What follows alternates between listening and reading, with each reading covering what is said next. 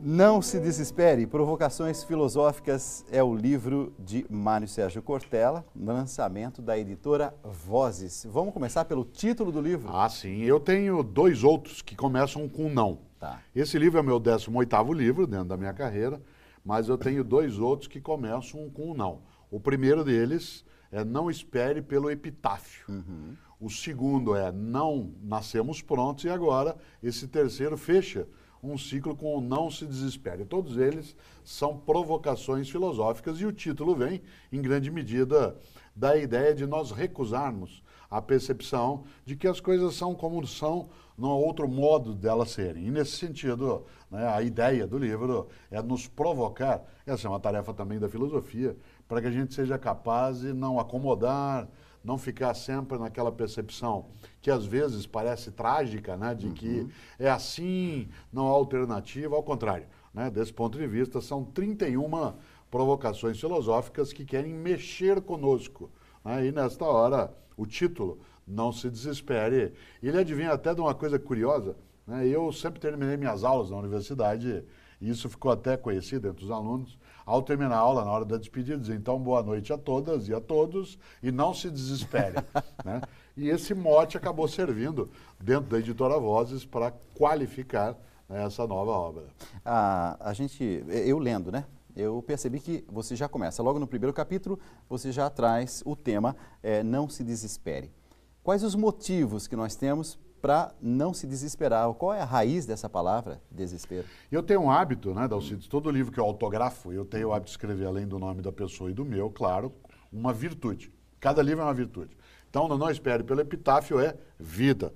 Não Nascemos Prontos é audácia. E nesse é alento. Alento. Você sabe, você estudou isso, a palavra alento está ligada à palavra hálito, está ligada à ideia de sopro, isto é, de vitalidade.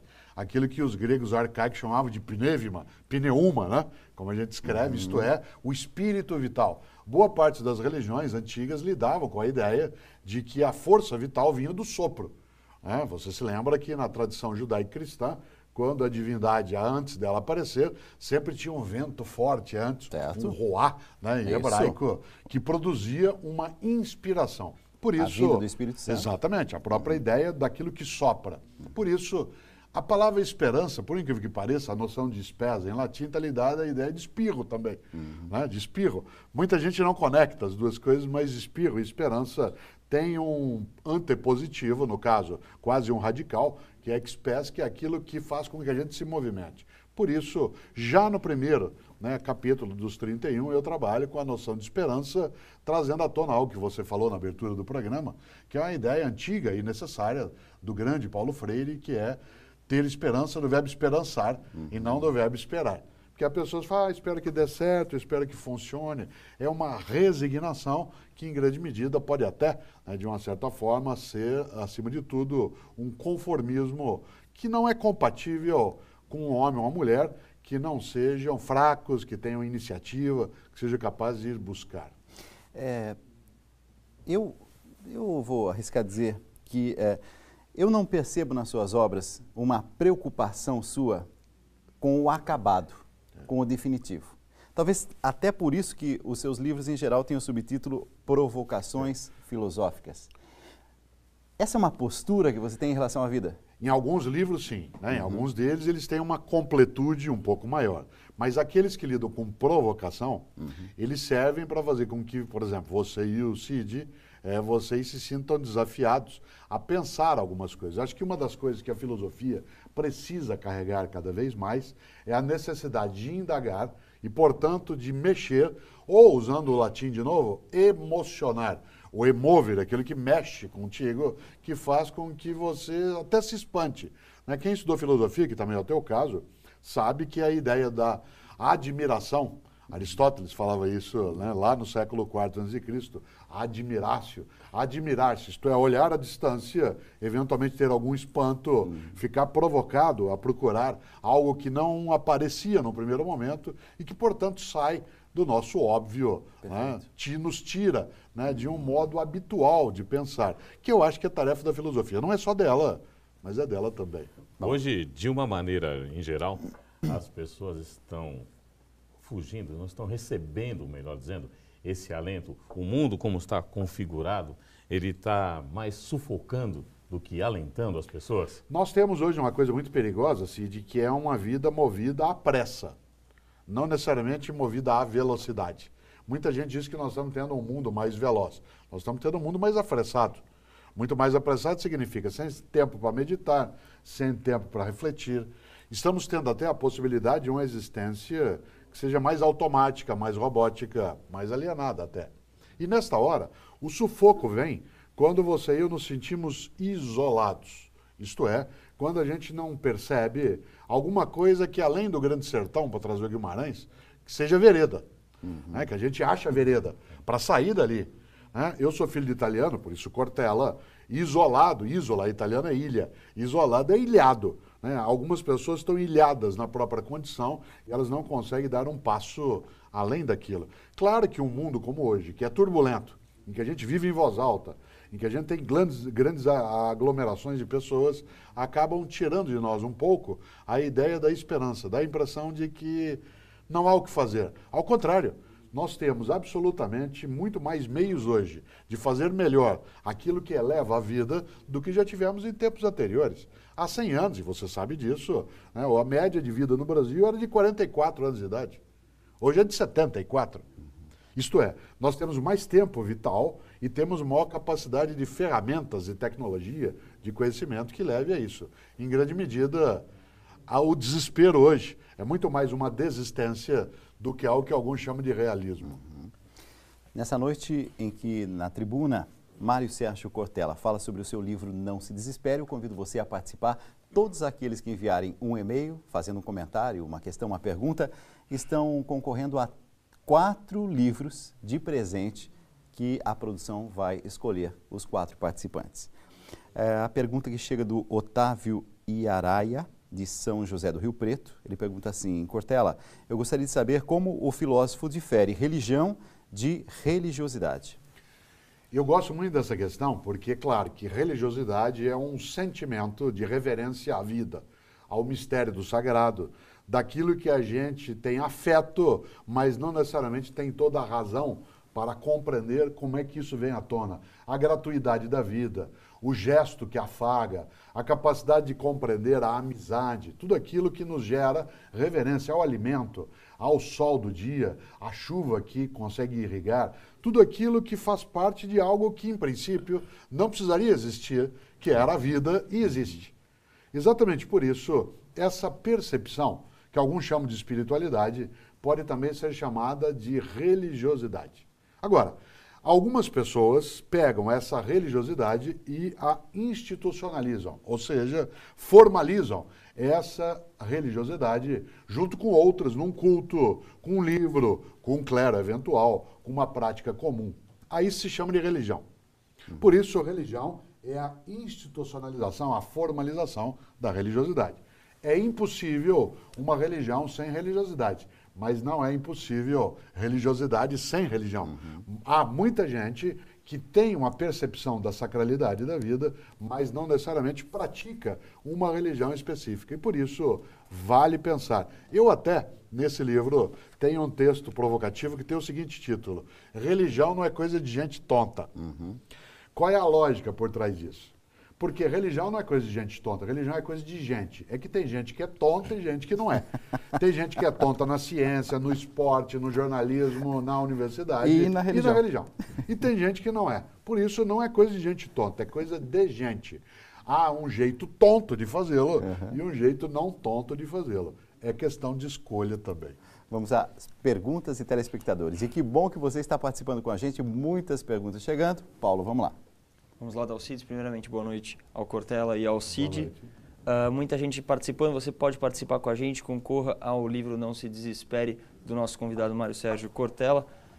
Mário Sérgio, hoje você falou que temos, agora há pouco, você falou que temos maior tempo vital, mas ao mesmo tempo também temos altos índices de criminalidade no Brasil. A pergunta do Edivaldo Cavazani, de Ribeirão Preto, aqui em São Paulo, é: como não se desesperar com a alta da violência, Cortella? Não há como não ficar incomodado, inquieto e, ao mesmo tempo, indignado. Agora, ficar desesperado é assumir a derrota para o crime contra aquilo que é a decência, a convivência digna e, portanto, a sanidade da vida coletiva. Se a criminalidade existe como existe nesse patamar, ela é uma produção humana. Não foi nenhum deus, nenhuma deusa que veio e colocou desse modo. E se nós somos os autores de uma sociedade que admite esse nível de vitimação no dia a dia, nós podemos ser os autores também do seu contrário. Assim como nós fomos os autores da escravagização de algumas pessoas, né, portanto, do escravismo, nós também fomos os autores, nós, homens e mulheres, do contrário disso. Assim como nós somos os autores do assassinato sem nenhum tipo de julgamento, nós somos os autores de leis que buscam bloquear essa ideia. Portanto, claro que a violência nos deixa indignados, mas ela não pode nos deixar desesperados. Porque se nós os ficarmos, nós teremos perdido duas vezes. Pela violência que nos alcança e pela vitória do violento e do criminoso que nos derrotará, porque a gente recua do que não pode fazer. Cid. Você fala sobre a questão da convivência e da criminalidade. Hoje o governo do estado de São Paulo aderiu ao projeto Conte Até 10, para que as pessoas comuns evitem se envolverem em crimes violentos porque não tiveram aquele tempo necessário para raciocinar a respeito do que estavam fazendo.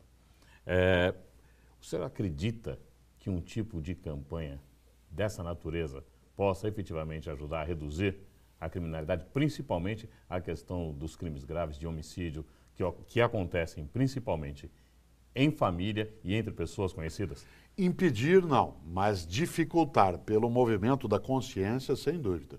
Por exemplo, todas as vezes que a gente faz uma campanha dessa natureza, não precisa ser só essa, mas uma como essa, nós estamos desinvisibilizando, tirando fora de um circuito algo que poderia ficar apenas ou no noticiário ou na notícia dentro da vizinhança. Ao contrário, quando a gente diz assim, conte até 10, nós estamos dizendo cautela porque há algo em nós que é inútil, que é a perda da racionalidade, o furor e a ira, que não é a santa ira, que é aquela da indignação, mas a ira de uma convivência em que nós estamos com o pavio mais curto. Muita gente no mesmo lugar, disputa pela sobrevivência, disputa pelo espaço, né, até de locomoção, acaba gerando uma condição que nos leva, sem dúvida, a ficarmos homens e mulheres mais irados. Por isso, a campanha em si, ela não terá, claro, o efeito de anulação daquilo que aí está. Mas sem essa campanha, nós nem estaremos pensando que, de vez em quando, é preciso mesmo contar, né, até 6, até 7, mas eventualmente até 10. Cortella, mas você não acha que a grande questão daquilo que a gente está vendo atualmente é que as pessoas não estão nem mais reagindo? Não é que alguém está reagindo à violência. As mortes estão acontecendo no silêncio. É no alguém contando até 10 ou contando até 20, 30, naquele desespero para que o outro não mate, sem nenhuma reação. Não, essa reação é a reação inteligente, isto é, a não reação. A não reação frente a uma ameaça mortal. Mas a discussão sobre o conte até 10 tem a ver com aquilo que se chama de motivo fútil. Motivo fútil da violência, especialmente daquela que leva ao homicídio. O que é o motivo fútil? Uma discussão no trânsito. Alguém que na fila te empurrou, né? Alguém que de fato fez um barulho dentro do prédio, e em vez de você fazer uma discussão mais ampla, você saca uma arma e vai lá tirar satisfação. Esse tipo de situação é que o contar até 10 pode ajudar. Perfeito. O outro, de outra direção daquilo que você aponta, é o silêncio que vai ajudar, inclusive como mecanismo de proteção. É claro que o silêncio excessivo, ele acaba levando até algo que seria complacência. Mas face a uma ameaça, a atitude inteligente de não reagir, ela ajuda bastante. Agora, o motivo fútil, que aliás no campo do direito é um agravante em relação a qualquer crime, aquilo que é a tolice, né, que você põe a mão na cabeça. Você se lembra do caso do dono da pizzaria no estado de Goiás que sai atrás de um cliente e mata a filha do cliente. Esse homem, por qualquer razão que tenha feito aquilo, se ele tivesse contado até 10, talvez, ele não faria o que ele faz hoje, que é colocar a mão na cabeça e pensar, meu Deus do céu, para quê? O Fábio Leite, do Rio de Janeiro, pergunta: as razões para não se desesperar quanto à violência servem para todos os aspectos da vida da gente? Acho que todas as vezes que a gente não se desespera, significa uma atitude propositiva. Isto é, em que a gente não fica apenas no aguardar apenas numa situação de expectativa, mas toma uma iniciativa. Seja em relação ao nosso condomínio, ao bairro, à escola, à mídia em geral. Claro que há muitas formas de violência. Há a violência física, que é mais evidente, e existe a violência simbólica, que é aquela da discriminação, a prática, né, do modo de molestar, a capacidade de humilhar uma outra pessoa. Há muitos modos de violência. Qual é a única alternativa que eu enxergo? É não nos rendermos a essa lógica. Isto é, evitar a frase que eu vou usar agora, que é assim, ó, a vida é assim. Porque essa frase de desalento, aquela que diz assim, foi Deus que quis, primeiro que seria muito estranho, né, que alguém entendido como uma divindade de bondade, que tivesse a capacidade, né, de desejar algo que é negação da bondade. Por outro lado, essa mesma divindade pode sim fazer com que nós tenhamos as nossas escolhas. Vida é escolha também, em grande medida, e nesta hora, escolher a esperança não é escolher o delírio, é escolher a capacidade de enfrentar aquilo que nos deixaria inermes, isto é, desarmados, inclusive de espírito. É preciso, olha que frase estranha, armar o espírito para desarmar a violência. Armar o espírito de quê? De capacidade de iniciativa, de junção com outras pessoas, da percepção da solidariedade.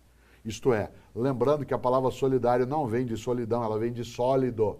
É aquilo que impede que se esfacele a nossa convivência. Por isso, não se desesperar não é só um desejo, tem que ser uma atitude prática com outras e outros. A gente recebe nessa noite Mário Sérgio Cortella aqui na Tribuna Independente. Não se desespere é o título do novo livro da editora Vozes. A gente vai para um rápido intervalo, a gente já volta já já.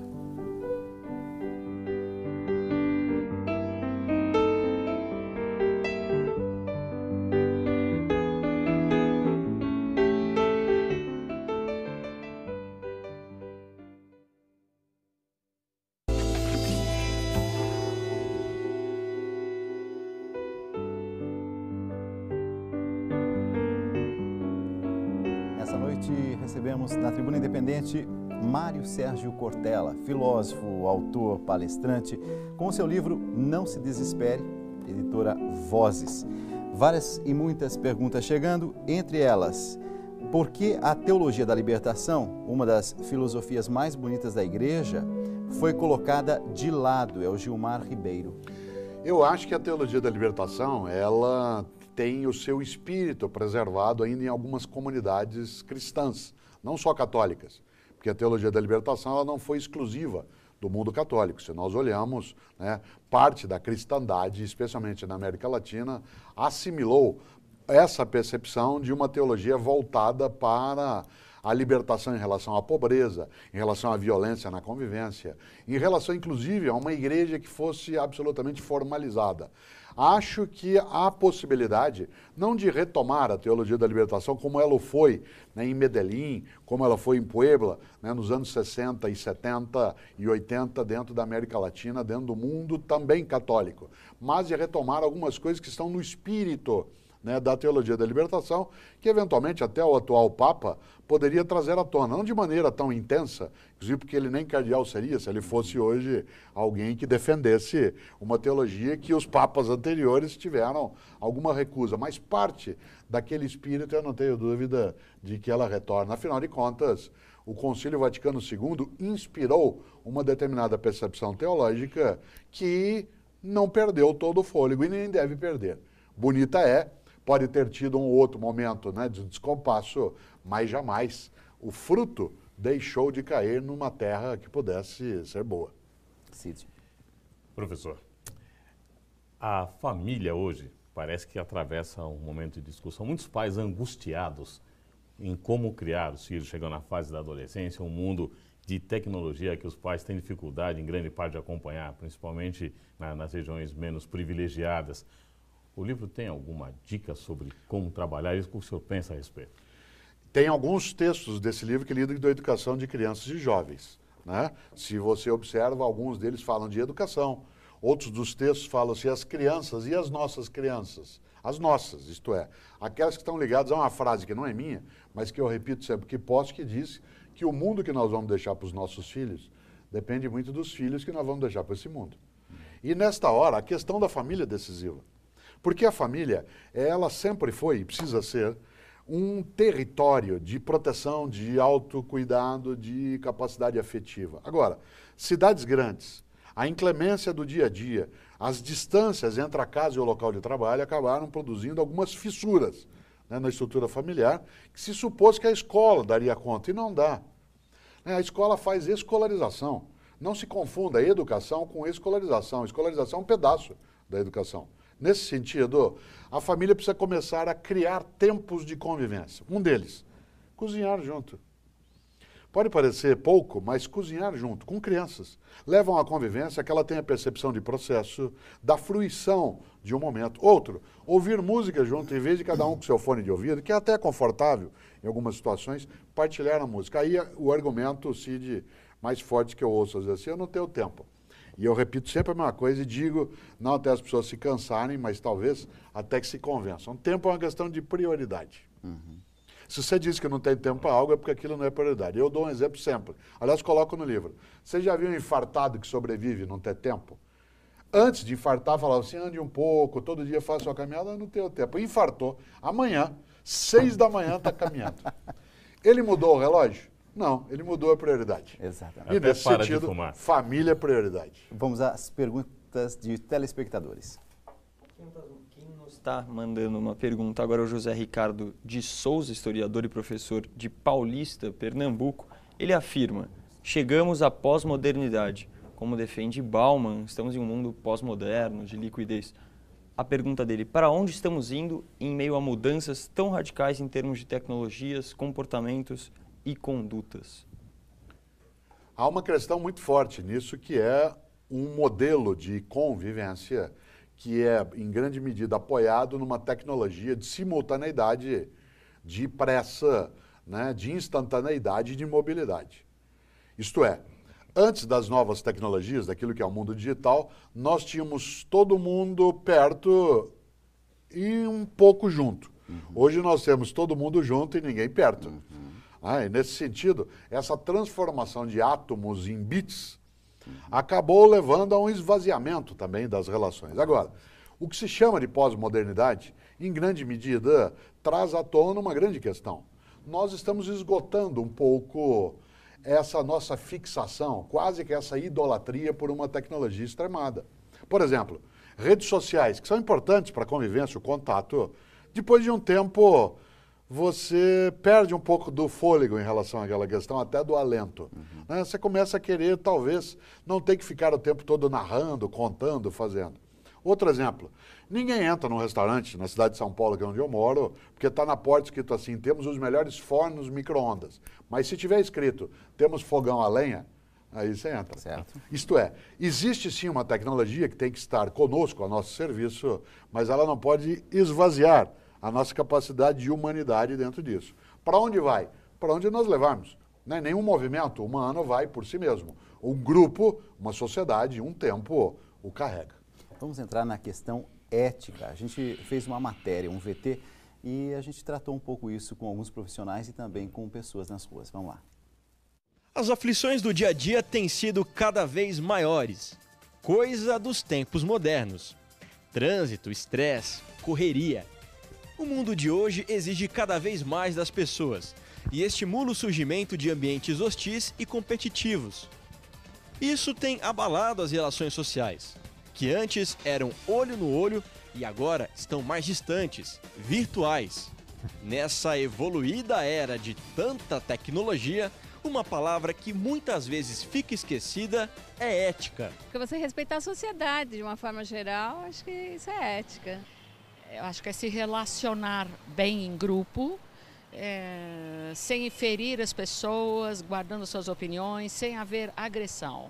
É respeitar o limite alheio e o meu próprio limite, né? Eu não posso adentrar ao seu espaço e vice-versa. Quem é que nunca seguiu em frente quando o semáforo estava no vermelho, mesmo sabendo que é uma atitude errada? Pô, esses dias eu tava atravessando a rua, tava na faixa de pedestre, e aí tinha um carro na faixa de pedestre. Comportamentos como esse são considerados antiéticos e fogem do conjunto de valores e princípios pensados na coletividade. Falta de colocar em prática a política da boa vizinhança. A ética, em grande parte, representa o cerne dos valores nos quais se baseia essa expectativa.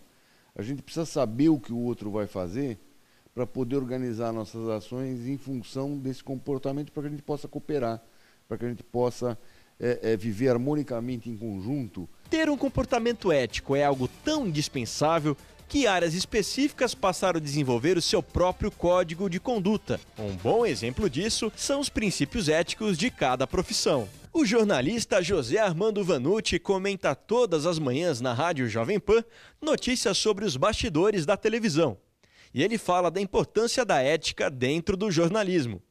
A ética jornalística é você respeitar quem conta essa história, você respeitar a própria história, e aí você respeita o seu público, o seu telespectador, né? Então a vantagem é essa, você não ter aquela preocupação de preciso ganhar um ponto de audiência. A audiência vem pela credibilidade, né?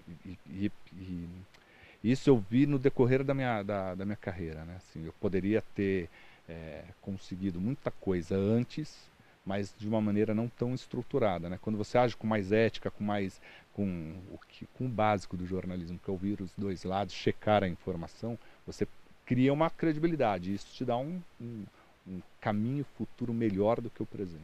E quando o assunto é ética, ou melhor, a falta dela no ambiente de trabalho. Quem já foi vítima de fofoca sabe o quanto isso é prejudicial para o dia a dia dentro da empresa. Com o intuito de zelar pelo bem-estar entre os colaboradores, muitas organizações acabam criando o seu próprio código de conduta. O especialista em gestão de carreiras dá dicas de como agir diante da conhecida Rádio Peão, perigosa rede de comunicação de corredores. A Rádio Peão e a fofoca, elas são extremamente prejudiciais para o ambiente corporativo e para o relacionamento. Cada pessoa envolvida nessa Rádio Peão, ela está falando de uma forma que ela vê aquele fato isolado. Então, o líder ele precisa tomar muito cuidado na hora da abordagem, porque ele vai estar tratando com valores específicos de pessoas diferentes. Trazendo isso para um nível maior, um nível superior, como, por exemplo, o motivo delas estarem na organização, o trabalho delas, a importância do trabalho, o quanto isso é prejudicial para o relacionamento, é uma ótima forma de resolver isso. Ética no dia a dia, mas também ética na política. No seu livro Não Se Desespere, você diz assim que a pessoa pode até não ter um partido, Sim. mas que política ela é. Se nós olhamos a palavra política na sua origem, ela significa comunidade, polis. Em latim, civitatem, da onde vem cidade, cidadania. Tem gente que acha que é bom falar em cidadania, mas não é bom falar em política. Bom, não entendeu, né? Nem que etimologicamente, embora uma do grego e outra do latim, elas têm o mesmo sentido. Né? Falar de política é falar de cidadania e vice-versa. O que não se pode é vincular política a partido, porque partido é um dos modos de fazer. Mas a gente faz política o tempo todo, no modo como se relaciona, no destino que dá ao óleo de cozinha, se joga dentro do ralo, na pia, e, portanto, como a água não mistura, vai entupindo coisas. No que eu faço na minha convivência, na hora de entrar dentro do metrô ou dentro do ônibus. Ética não é cosmética, nem ética é só etiqueta. Porque às vezes se fala de ética como etiqueta. Como é que eu me comporto, se eu cumprimento as pessoas, se eu sou bonzinho, né, dentro do condomínio. Isso é um pedacinho da ética. Ética é algo que está apoiada na ideia de decência. Decência. Tem duas frases inesquecíveis para pensar isso. Vou citar um cristão, o apóstolo Paulo, né, que na primeira carta aos Coríntios, lá no capítulo 3, versículo 15 e 16, disse: tudo me é lícito, mas nem tudo me convém. Tudo me é lícito, mas nem tudo me convém. Isto é, eu posso fazer qualquer coisa, porque eu sou livre, mas eu não devo fazer qualquer coisa. O que eu não devo fazer? O que suja a minha história, o que torna imunda a minha trajetória, o que desonra a minha vida. Isso é Paulo. Mas vou pegar um filósofo alemão, para não ficar no campo da religião. Kant. Kant tem uma frase no século XVIII, o grande Immanuel Kant, para pensar várias vezes. Ele dizia, tudo que não puder contar como fez, não faça. Olha só.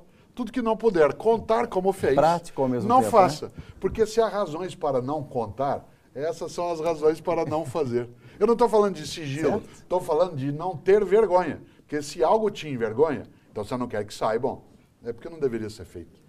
Ética na política. O presidente do Superior Tribunal, Joaquim Barbosa, do Supremo Tribunal Federal, Joaquim Barbosa, ele citou a fragilidade ideológica dos partidos e foi atacado, porque se disse que ele cruzou uma linha que não deveria. Faltou ética ou ele disse uma verdade que trouxe um incômodo grande demais? Eu vou voltar ao apóstolo Paulo. Tudo me é lícito, mas nem tudo me convém. O cidadão, professor da Universidade Joaquim Barbosa, pode sim se manifestar. Mas há uma questão que é a conveniência.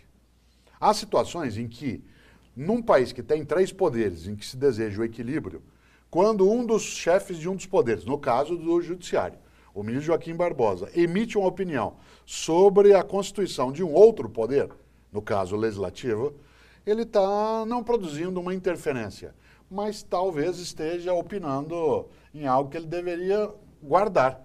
Ele não é só Joaquim Barbosa, ele é o presidente do Supremo Tribunal Federal. Então, por mais que a gente até aprecie eventualmente a sinceridade do presidente, há conveniências. Acho que se a presidente Dilma emite um juízo sobre o Supremo Tribunal Federal, né, como presidente do Executivo, haveria uma reação por parte dos ministros. Portanto, não é um problema de proibição, é um problema só de conveniência. Nós vamos fazer a partir de agora um bate-bola rápido pelo número de perguntas que nós temos e pelo pouco tempo que está nos restando. Então vamos lá, eu e Paulo vamos fazer agora.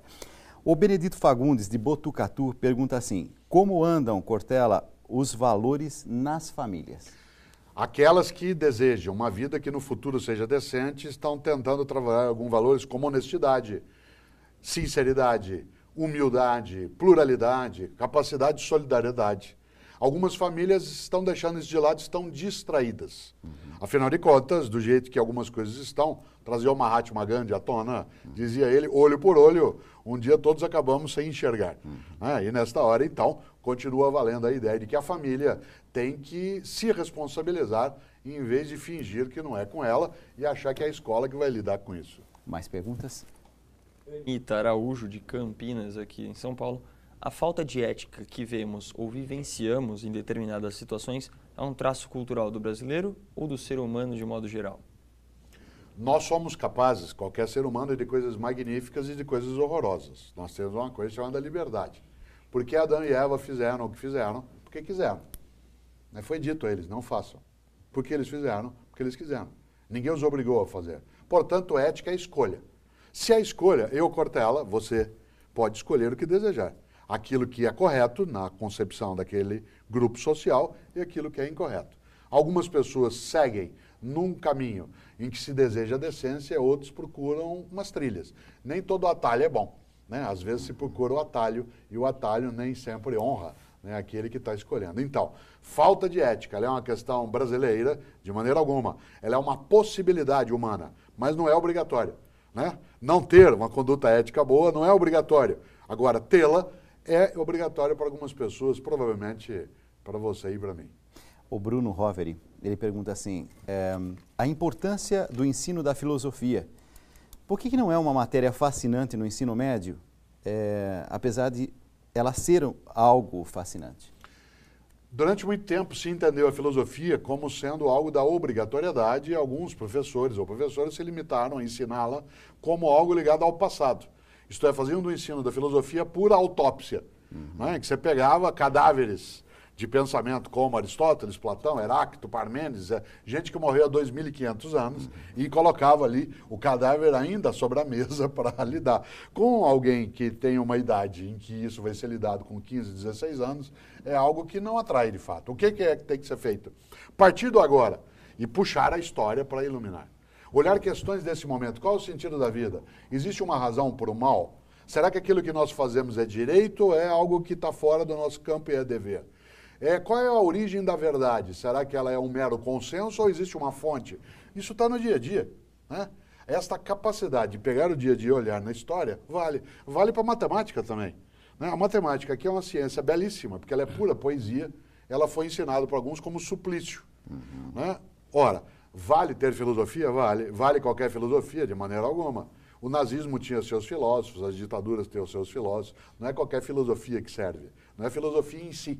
É a filosofia quando ela é voltada para a capacidade de provocar, refletir e, mais de tudo, de humanizar a capacidade de vida. A Francisca Ribeiro, de Belém do Pará, pergunta assim, qual que é a opinião do Cortella sobre a redução da maioridade penal?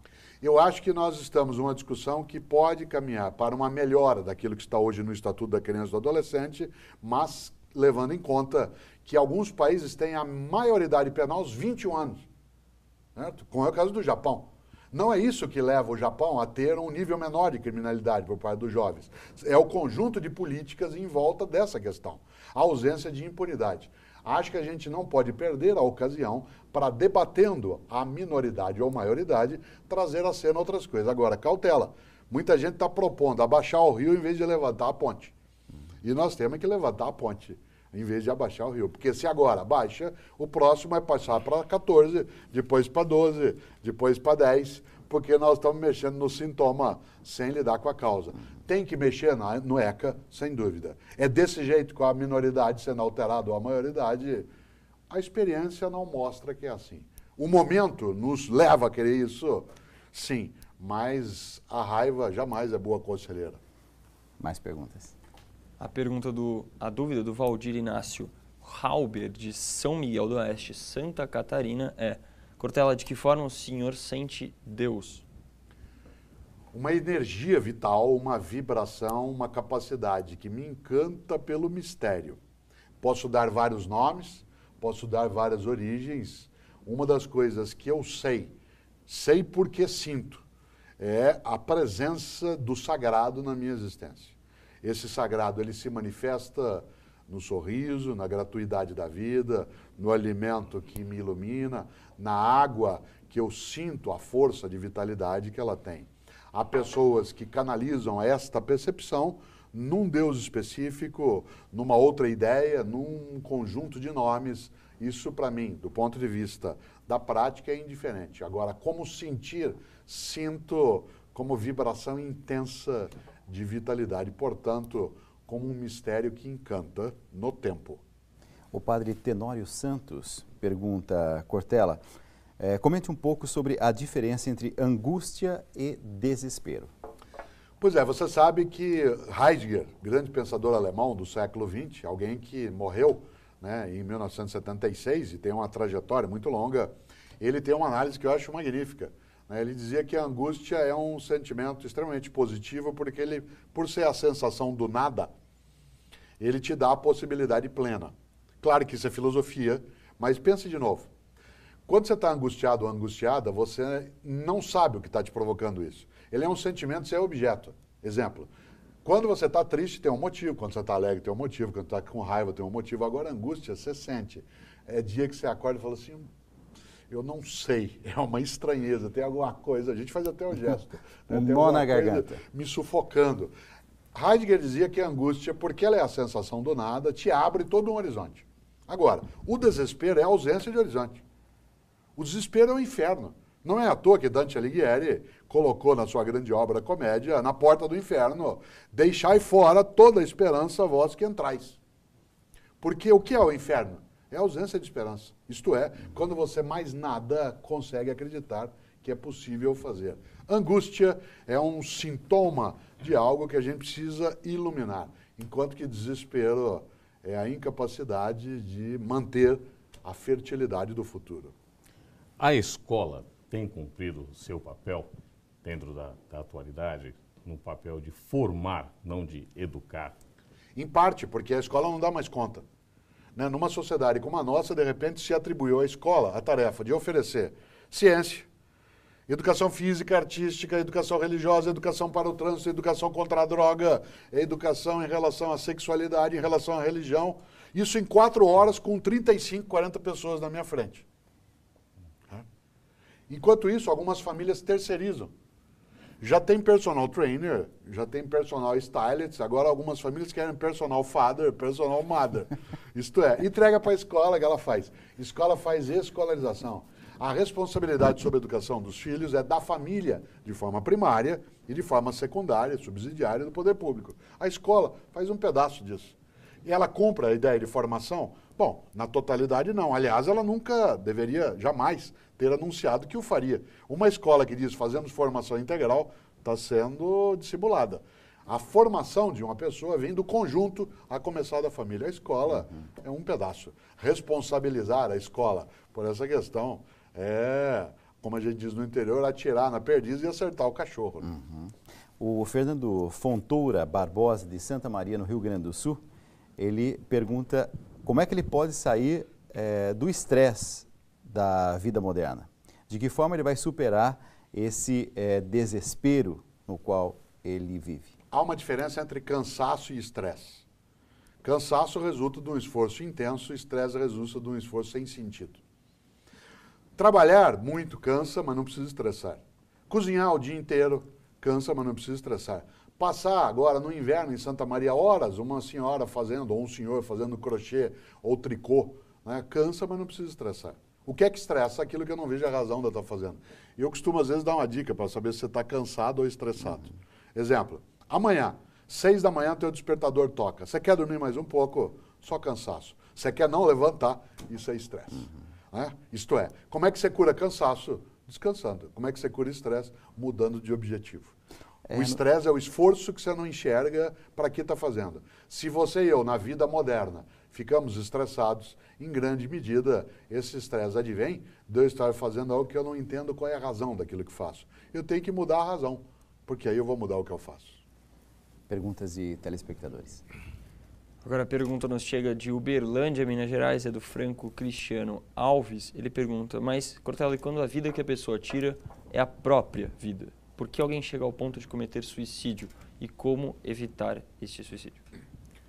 Há vários estudos sobre essa área. O principal autor a tratar dessa temática foi Émile Durkheim, que tem uma obra, né, dentro da sociologia francesa do final do século XIX chamada O Suicídio. E ele lá chega a um conceito para estudar essa questão, quer dizer que uma pessoa que tira a própria vida é aquela que perdeu os seus laços sociais. Entrou num processo de ausência, né, de convivência. Em alguma medida, é impossível evitar na totalidade que alguém seja capaz de fazê-lo. Nós somos livres, inclusive, para isso. Agora, é preciso lembrar que se eu estou no campo da teologia, o suicídio, em tese, ele é o tipo do pecado considerado de uma gravidade mortal. Alguns até na teologia já disseram no tempo, dentro do cristianismo, que o suicídio ele é imperdoável, que só a divindade é capaz de fazê-lo. Aliás, do ponto de vista da regra canônica, um suicida no judaísmo, né, no cristianismo, não pode ser sepultado em campo santo, ele tem que ser colocado à parte. Como evitar que alguém o faça? Provavelmente nunca conseguiremos evitar na totalidade, mas é possível prestar atenção. Porque uma pessoa só perde a esperança quando ela não tem um dedo para encostar.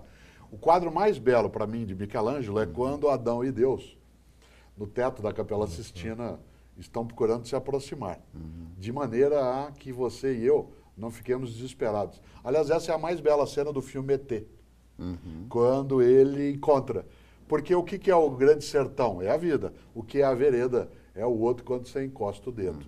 E nesse sentido, aquilo de Michelangelo é uma obra do século XVII, é algo inacreditável. Aliás, século XVI, desculpe, é inacreditável a força, né, de aproximação. Você fala no seu livro sobre felicidade e a pergunta é justamente essa. O que para você é felicidade? Felicidade é a capacidade de eu fruir com intensidade alguns momentos que não são contínuos, mas que quando vem à tona não posso perder a ocasião de aproveitá-los. A felicidade não é um estado contínuo. Se assim fosse, aliás, nem a perceberíamos. Né? Por quê? Porque, em grande medida, aquilo que nos alegra é aquilo que a gente tem também como resultado de uma carência. Por exemplo, eu às vezes gosto de tomar algum momento uma taça de vinho. Eu só tenho prazer em fazê-lo porque eu não o faço o tempo todo. O alcoólatra não tem prazer na bebida, ele tem dependência. A carência produz em nós a necessidade de fruir, aproveitar algo. Um gole de água, que é o que eu vou fazer agora, ele é extremamente agradável, porque agora eu estou com sede. Tomar 6 ou 7 desses para fazer um ultrassom de vias urinárias é extremamente desagradável. Né? Portanto, não é a água em si, é a circunstância que se coloca. O que a felicidade tem a ver com isso? A felicidade é aquilo que, em alguns momentos de intensa vibração, por algo que eu fiz, por um abraço que eu recebi, por algo que eu consegui, por algo que eu vi, por uma vitória, né, que foi conseguida por alguém ou pelo até meu time de futebol, eu não deixo de vivê-la. Mas ela não é um estado contínuo, de maneira alguma. A palavra felix, em latim, significa fértil e feliz. Felicidade é fertilidade. Quando eu não desertifico a esperança, não apodreço o sonho e não deixo de perder exatamente aquilo que luta para não desertificar, isto é, esterilizar aquilo que é o nosso futuro. Professor Cortella, hoje o senhor fez uma palestra racismo, e eu com isso, uma palestra que foi feita na Academia de Polícia, no campus da USP. O senhor fez essa palestra a pedido, o tema foi pedido pela academia? Há uma coordenação, uma coordenadoria, né, do negro, do índio, né, dos quilombolas, que lida dentro do estado de São Paulo, né, com essa temática. Eu fiz a partir de uma articulação entre a Academia da Polícia Civil e, ao mesmo tempo, essa coordenadoria. E ao fazê-lo, ligado à Secretaria de Estado da Justiça e também no campo de direitos humanos, ela aconteceu não na academia, mas a pedido da academia, porque ela foi transmitida, né, para alguns polos da Polícia Civil no estado de São Paulo, para discutir uma questão central. O quanto que a gente não deve supor que nós não temos o racismo entre nós. Porque fingir que algo não existe é um melhor modo de não resolver aquela questão. E como eu dizia hoje até nessa palestra, é a melhor maneira de enfrentar um fantasma é acender a luz. E é preciso discutir. Nós não podemos fingir que nós não temos o racismo entre nós. O racismo não é só entre brancos e não brancos. Ele acontece no nosso país com maior densidade entre brancos e não brancos, porque a nossa história foi construída desse modo. Mas em outros países, em outros tempos, ele já foi de outra maneira. De qualquer maneira, o racismo ele é uma forma de tolice. Primeiro que a ciência não aceita mais a ideia de raça. Né, trabalha com a noção de etnia. Em segundo lugar, o racismo é o quê? A suposição de que algumas pessoas são inferiores em dignidade, em capacidade, em possibilidade. E essa percepção afeta o trabalho da polícia? Muito, porque em grande medida nós temos de nos formar, aqueles que somos policiais e que não somos, para que o nosso nosso preconceito, não nos induza a um equívoco, especialmente no trabalho policial, em relação à investigação, em relação à abordagem, em relação ao tipo de modo de relacionamento que se fará. E a nossa polícia, a palavra política e a palavra polícia estão conectadas. É aquilo que lida com a comunidade, é a polis. Ela precisa também se preparar para isso. Ainda bem que não se esquece, seja na militar, seja na civil. O Mário Rubens, ele pergunta assim: há um paradoxo entre atos bestiais dos marginais e a proteção advinda dos direitos humanos a essas pessoas na persecução criminal estatal. Criminosos bárbaros têm direito absoluto a essa proteção contra ações mais duras do Estado? Não deveriam ter.